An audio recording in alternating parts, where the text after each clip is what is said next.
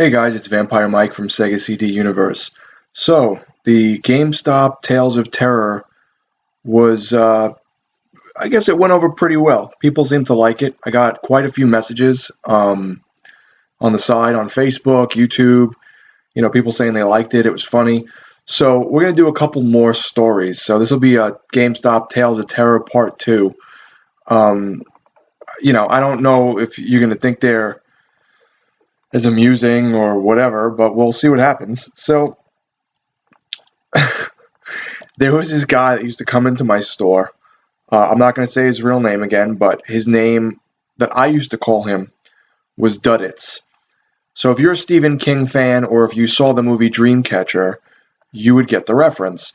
Dudits is a character, well, it's not his real name. In Dreamcatcher, the kid's name is Douglas, but he's slow. So he has a speech impediment. So instead of saying Douglas, he goes, Dudits. So this, in my infinite kindness as a, 18 to 21-year-old working in the mall and, being angry, I labeled one of the slow gentlemen that would come into the store, who I still see sometimes because he works either in the mall, I'll see him, or he works at a grocery store on the way to work at my job. And once in a while I'll stop on the way home and pick up groceries. So Dudits, we'll use his moniker here, used to come into GameStop, and he was the one who was fighting with the other kid in the previous video, or other man, I should say, over who was a better wrestler, and they almost came to blows at one point. It seems like, and I don't mean this in a bad way, but it seems like people with mental conditions who are slow or maybe have something wrong, they don't like each other. I don't know if it has to do with attention or lack of understanding, where they'll say something off the wall and you're just like, yeah, whatever. Where with someone else who's slow, they'll fight with them. So it kind of gets aggressive. So that would happen from time to time with Dudits and T, as I think I called him in the previous video. So Dudits, at one point, had tried to trade stuff in. And he would trade things in from time to time. One time, he traded in, or tried to trade in, a porno movie. So I gave him $1 for it, or $2, and it was the weirdest thing ever. It was people out in the woods, a country porno about rednecks. It was just so strange, and he tried to trade this thing in front of customers with kids around. So I just quickly, pulled it off to the side and was like, dude, what are you doing? You know better. He also, this is going to be a very Dudit-centric video. He also stole from us. He literally grabbed the cheap used games we had in a bin out front and stole them, then tried to trade them in. And I think we realized it because either they were alphabetical and he didn't take them out of order, or maybe they were still in the slips. I don't remember why, but somehow we knew he stole. So I brought him out into the hallway. I said, Dudits, listen, I like you. You're a nice guy. If you steal again, and I was just being an idiot, I was like, if you steal again, I'm going to throw you in that fucking wishing well. Cut it out. I was being parental, but in a weird way. He was like, all right, Mike, I'm sorry. It's just the weirdest thing. What was I thinking? I can't even think of someone doing that now. I'm going to throw you in the wishing well. I don't know. It just sounds so stupid. And yeah, I don't know. I probably would have gotten sued and the cops would have came, Everyone's so fucking sensitive. So, that was kind of amusing. He also once was standing in the hallway of the mall, and he was a thin white kid. You can see on his face something was wrong with him. He was disabled to some degree, slow.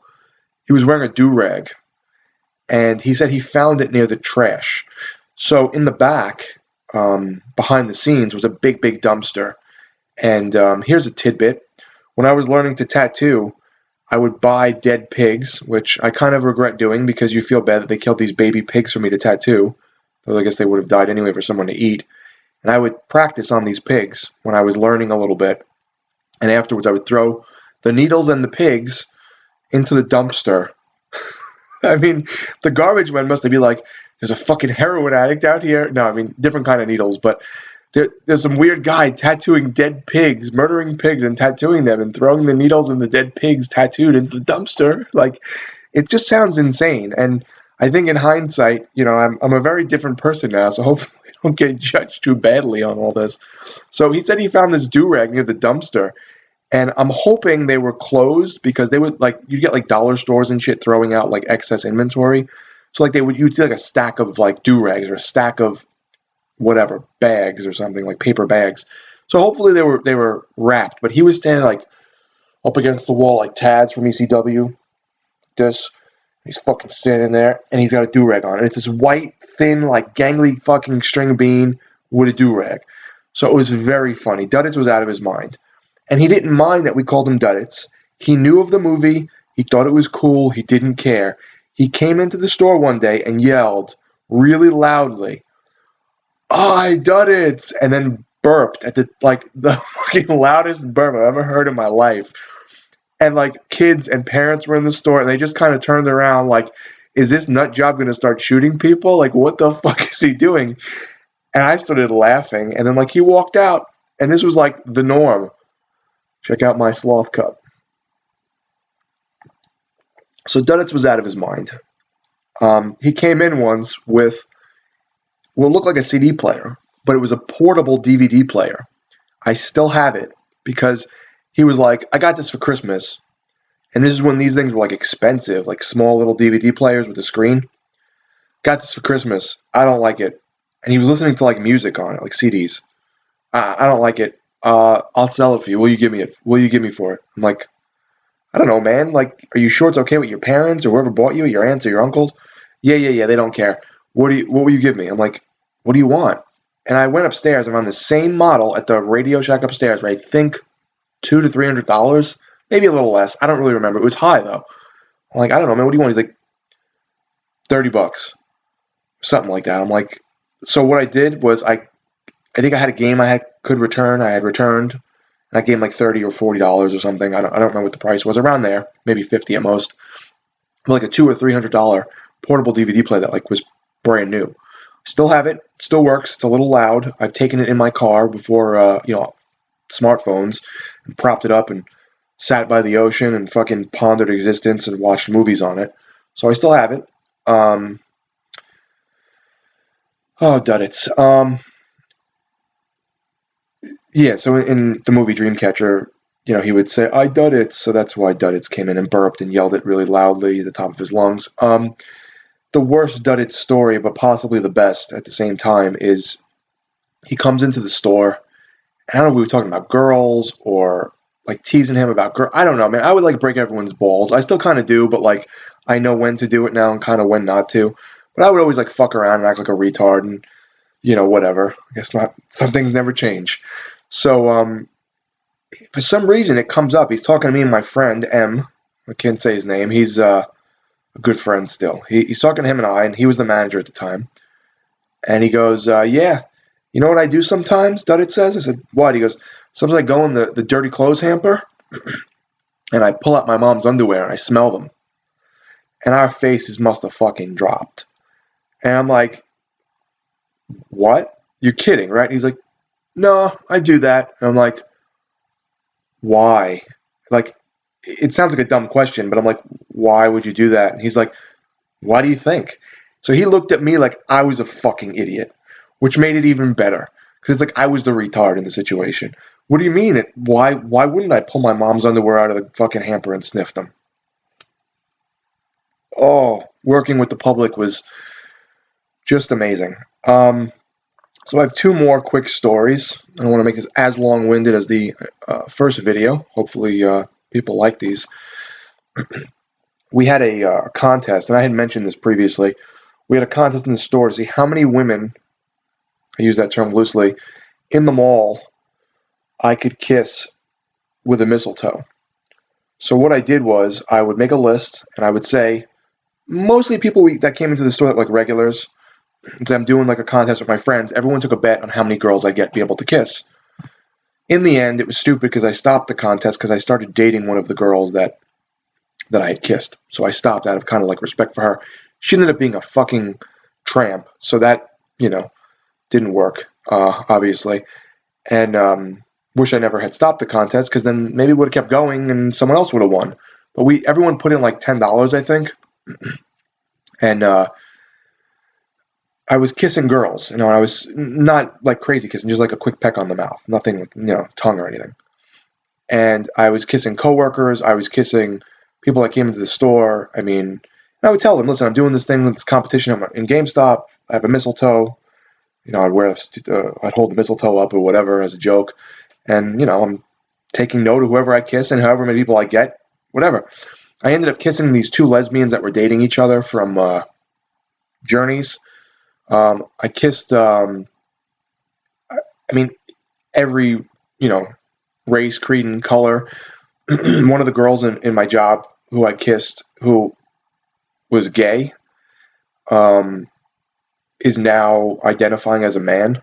So I don't know how that makes me feel, but then she was, undecidedly female. Now I think she takes hormones and talks like this and has a beard and still has breasts and a vagina from what I know, but I'm not gonna check. And that's kind of a weird story to tell. I kissed an old woman who had to be in her 60s, easy, who worked at Things Remembered where they would engrave shit.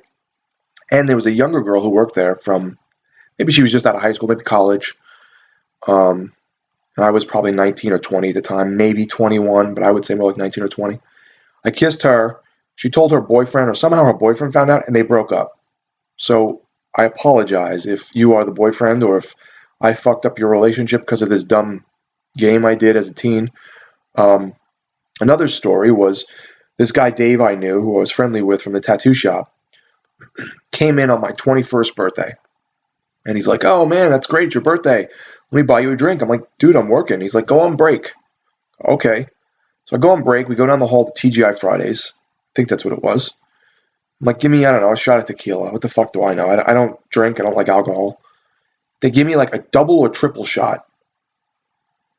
My God, I got so fucked up. I don't know if I ate a lot or whatever. I got back to the GameStop. I reeked of booze.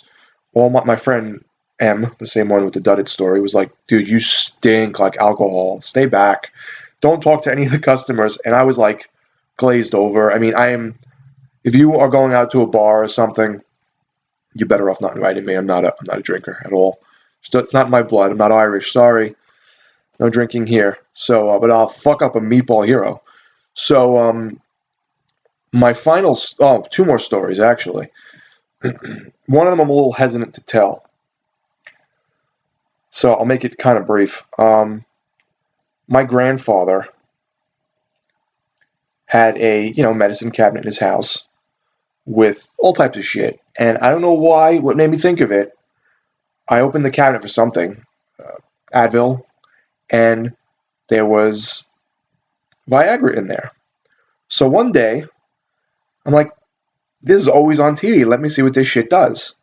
So I popped the Viagra, end up falling asleep. Don't ask me what the rationale is. Don't ask me why I would take it or what the fuck I was thinking. I don't know. I was like, whatever. So I took this, and I don't do drugs. I'd like to clarify that. I'm not even good with like painkillers. Like if I get hurt myself or something, like nothing. I can't do drugs. Just as bad as the alcohol fucks me up, drugs fuck me up. So it's not my bag. But I will fuck up a chicken parm. So anyway, pop this Viagra, end up not seeing what happens because I fucking fall asleep, even though I had an idea what was going to happen. Go to work, rush to work in the morning because I'm late almost. Get there, and it's now like full blown, won't go away. And I tell my coworker, who was like the assistant manager at the time, like, "Dude, took a Viagra last night just to be an idiot, and now I'm an idiot at work. I can't go from behind the counter." And he's like, "Just stay behind the counter the rest of the day." So like, if I had to go like move games or something, I'd like hold them in front of me. It was almost like a comedy, It's almost like fucking some shit out of like some stupid college movie or something, So I'm like holding these games, like putting them back on the shelf, trying to make sure nobody walks. If somebody walks in, I duck behind the counter again.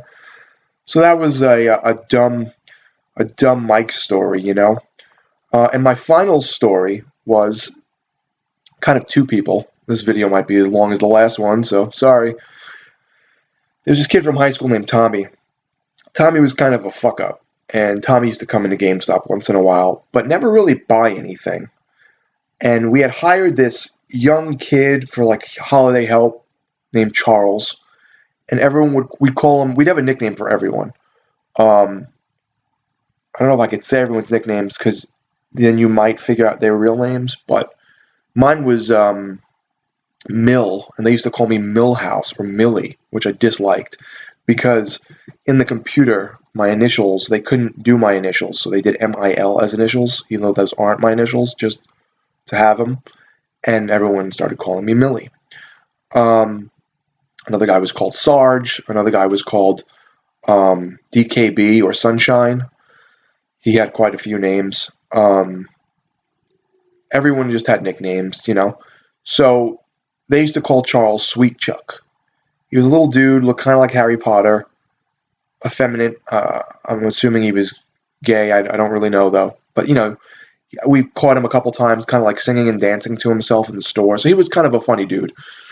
So Tommy came in and would like break his balls, and we'd have to be like, Tom, come on, cut it out, you know. Tom would like take his, go like, oh, let me see your keychain. He'd take his keys and put them in his pocket and go, now you're not getting back. Now you're not getting them back. I'm fucking driving your, you know, whatever, Mitsubishi now, bitch. And this little kid would be like, um, I, I need my keys back. And you'd be like, dude, come on. What are you doing fucking with this kid for? So Tommy was my age. He graduated with me in high school. I didn't know him well. I just say, hey, how's it going or whatever. So he used to come into GameStop and hang out with us a little bit and talk with us. He used to pick up the canned air and fucking huff it like that episode of Intervention. I'm walking on sunshine. And talk.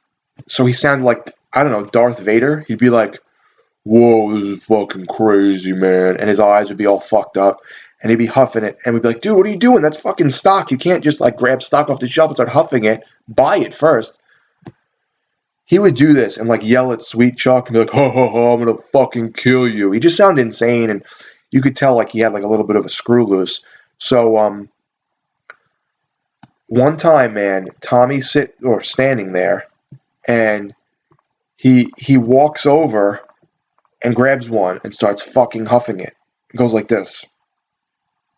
And I'm like, oh shit. Hits the floor. Now he's on the floor fucking staring at the ceiling with his eyes rolling in the back of his head. And we're like, this motherfucker's gonna die. He just like signed his death sentence by huffing canned air. Because this shit's toxic. There's all this crap in it. It's not air. It's fucking cancerous or whatever. So it's just chemicals. Finally, he gets up off the floor, but he was on the floor for a good 10 to 15 minutes. Like, I'm thinking, I'm like, dude, should I call 911? And they're like, wait, you know, like, he'll get up. Because he was still with it, but he was like, just fucking, maybe he wasn't with it. He was out there. He was out to lunch. And these are my GameStop stories. If I think of any others, I'll make a third part. I don't know how incriminating all of these are so far. So hopefully you guys enjoy them. Try not to ramble through them and rush through them too quickly, but did want to fit them in under what I did last time, which didn't work out that well. So hope you guys got a laugh. Tell me your crazy stories from working retail as, you know, teenagers. Thanks, guys, for watching. It's Vampire Mike from Sega CD Universe. Be good.